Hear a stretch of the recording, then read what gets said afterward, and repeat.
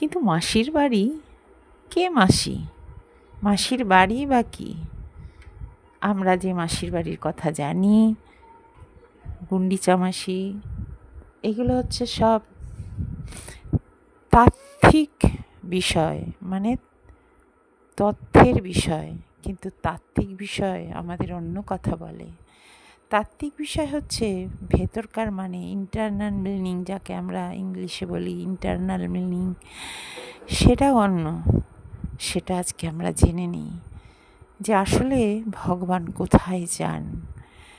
যখন ভগবান বৃন্দাবন ছেড়ে দ্বারকায় চলে যান, মথুরায় কংসকে বধ করার জন্য, সারা ব্রজধাম শোকে মুহ্যমান হয়ে পড়ে। সেই সময় একবার নারদমুনি সেখানে এসে হাজির হন। নারদমুনি দেখেন গোপীদের কাছে যেতেই গায়ে তাপ অনুভব হচ্ছে। কিন্তু এ কি, এদের কাছে আসলে এরম তাপ হচ্ছে কেন? এই তাপ ছিল, কি তাপ? গোপীদেরকে জিজ্ঞাসা করেন নারদমুনি, তোমাদের কাছে আসলেই এমন তাপ কেন অনুভূত হচ্ছে? বনে যখন আগুন লাগে, দাবানল হয়, সেই দাবানলের সামনে গেলে গায়ে তাপ লাগে, কিন্তু তোমাদের কাছে আসলে এমন তাপ অনুভব কেন হচ্ছে? গোপীরা বলেছিল, দাবানলের আগুন তো চোখে দেখা যায়, কিন্তু কৃষ্ণকে ছাড়া আমাদের যে হৃদয়ের আগুন, সে আগুন তো দেখা যায় না, কিন্তু অনুভব করা যায়। তখন নারদমুনি তাদের বলে যে তোমাদের এত শরীরের তাপ, তোমরা কেন যমুনায় গিয়ে অবগাহন করছো না, সেই তাপকে বিদূরিত করছো না? গোপীরা হেসে জানায়, যমুনা রানী কি কম দুঃখী কৃষ্ণ বিহনে? সে তো নিজেই দগ্ধ হচ্ছে।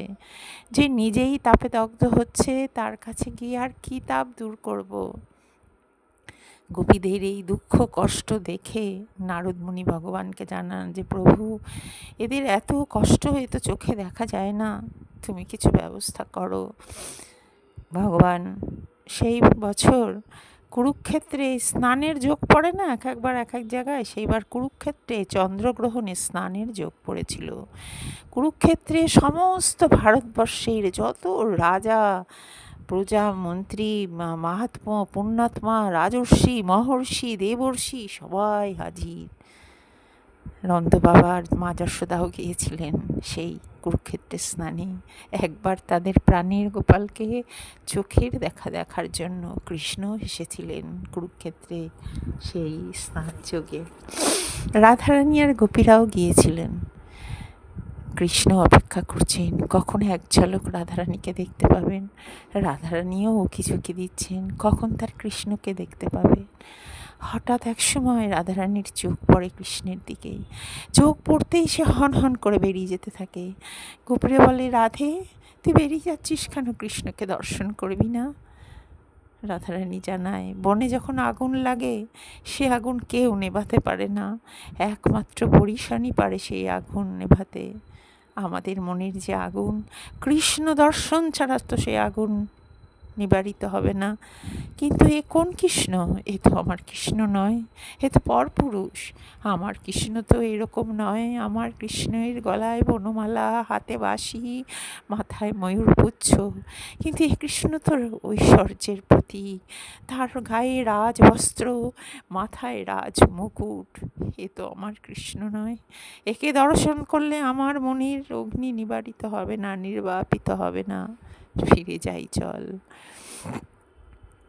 তো সেই রাধারানী চলে যাওয়ার পর কৃষ্ণ অত্যন্ত ব্যথিত হয়ে পড়েন যে একবার রাধারানীকে দেখতে পেলাম না। তখন যোগমায়া দেবীকে বলেন, মা তুমি অদূরেই একটি নকল বৃন্দাবন, একটি গুপ্ত বৃন্দাবন তৈরি করো, যেখানে আমি যাব এবং রাধারানী ও গোপীদেরকে আমি দর্শন করব। তাই ওই গুন্ডিচাতে, যাকে সুন্দরাচলও বলা হয়, অনেকেই জানো, সেখানে গুপ্ত বৃন্দাবন বলা হয়। গুপ্ত বৃন্দাবন তৈরি করেন যোগমায়া দেবী তার মায়ায়।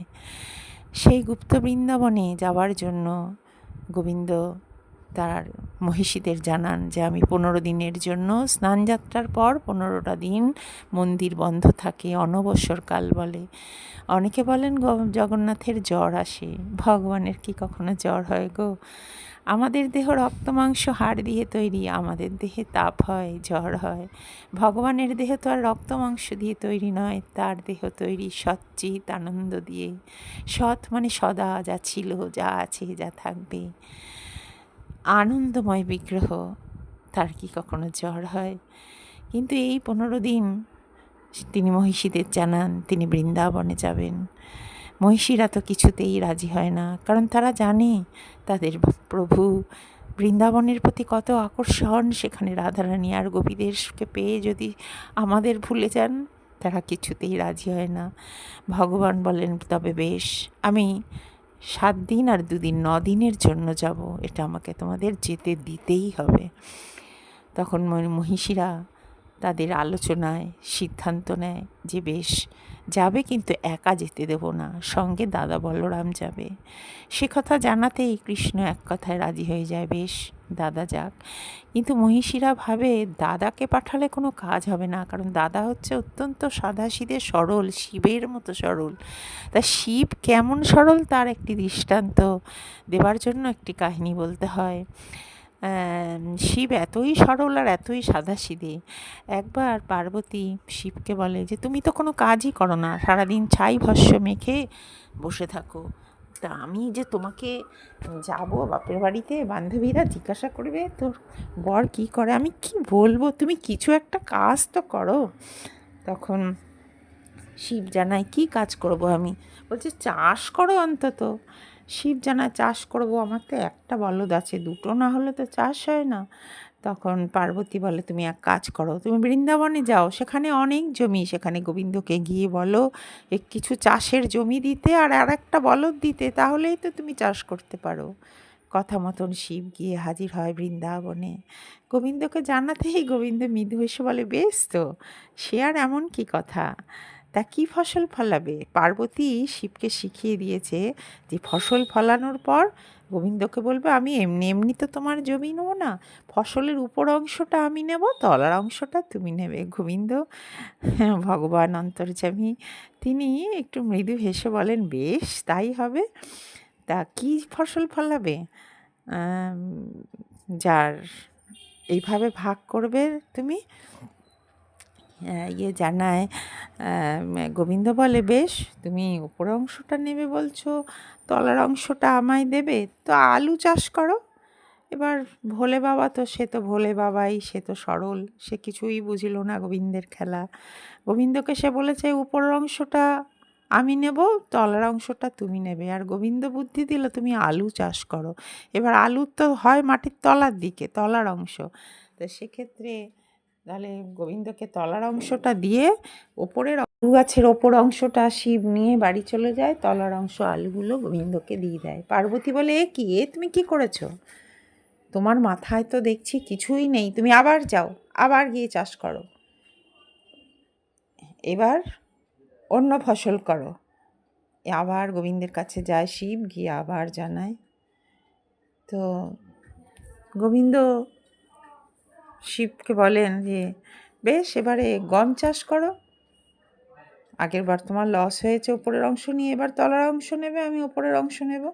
শিব গম চাষ করে, ওপরের অংশ যথারীতি গোবিন্দ পায়, মানে গমটা গোবিন্দ পেয়ে গেল, আর তলার শিকড় বিকড় কাটা নিয়ে শিব বাড়ি গেল। পার্বতী দেখে, হায় হায়, তোমার মাথায় কি ভগবান কিছুই বুদ্ধি দেয়নি? তুমি তলার অংশটা শিকড় বাকড় নিয়ে বাড়ি এসেছো। তা বলরাম ছিল এরকম শিবের মতন সাধাসিধা, তাই মহিষীরা বলল, না, দাদাকে শুধু পাঠালে হবে না, দাদাকে ফাঁকি দিয়ে প্রেম কার্যে লিপ্ত হবে আমাদের প্রভু, সঙ্গে একজন মহিলাকে পাঠাতে হবে যে সব সময় সতর্ক থাকবে, সেই ভেবে তখন সিদ্ধান্ত হয় সুভদ্রাকেও পাঠানো হবে। তখন দাদা জগন্নাথ দেব বলেন, বেশ তাই হবে। বোন সুভদ্রা দাদা বলরামকে নিয়ে তিনি রথে আসীন হন, কিন্তু সবার প্রথমে থাকে তালধ্বজ। বলরাম প্রভুর রথ, কারণ বলরাম প্রভু হচ্ছেন গুরুতত্ত্ব, আশ্রয় তত্ত্ব। গুরুতত্ত্বকে আশ্রয় না করলে ভগবানের ভজনা হয় না, তাই গুরু চলবে আগে আগে, গুরুর ভজন পূজন আগে হবে। আর তালধ্বজের থাকে 14টি চাকা। 14টি চাকার অর্থ হচ্ছে 14 ভুবন, মানে আমাদের ওপরে 7টি ভুবন আছে, তলায়ও 7টি ভুবন আছে। এই সব কিছুর অধীশ্বর হচ্ছে এই তালধ্বজ রথ। তারপরে থাকে দর্পদলন বা পদ্মধ্বজ রথ। এই রথে থাকেন সুভদ্রা দেবী, যিনি শক্তিতত্ত্ব, দেবী তত্ত্ব।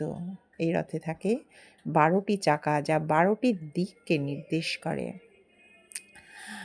আর সব শেষে জগন্নাথ প্রভু থাকেন।